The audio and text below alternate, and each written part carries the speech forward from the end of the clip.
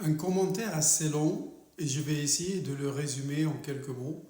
Voilà, la personne me dit qu'il a 39 ans et il a les dents déchaussées, il a déjà perdu 3 dents. Il est allé chez son chirurgien dentiste, il lui a conseillé de tout enlever sous anesthésie générale et de mettre un appareil amovible au EVA.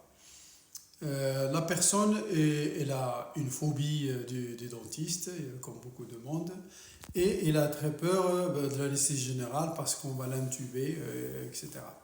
Donc, la première des choses, c'est une personne de 39 ans qui n'a jamais vu de dentiste, donc c'est une erreur monumentale. Même si on a peur, il faut quand même se forcer d'aller visiter et éviter le pire. Là, c'est le cas vraiment du pire.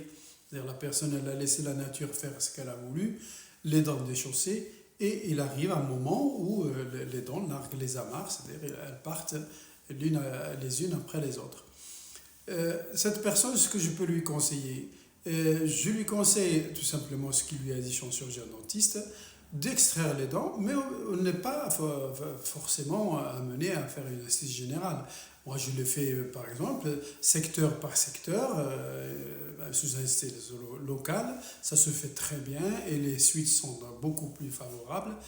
Maintenant, des gens vraiment qui en ont vraiment peur et qu'il y a, disons, une santé qui ne permet pas de faire autrement, à ce moment-là, l'hospitalisation est préférable et on fait l'extraction multiple d'un seul coup, sous anesthésie générale, la personne ne voit rien, etc. C'est même mieux, des fois, je prépare carrément les appareils avant et juste au moment de l'extraction multiple en milieu hospitalier, on place, juste après, on place les appareils, comme ça la cicatrisation se fait sous les appareils et les suites sont beaucoup plus favorables. Chacun fait sa méthode, mais sachez que ça existe. Et je le redis, il vaut mieux prévenir que guérir.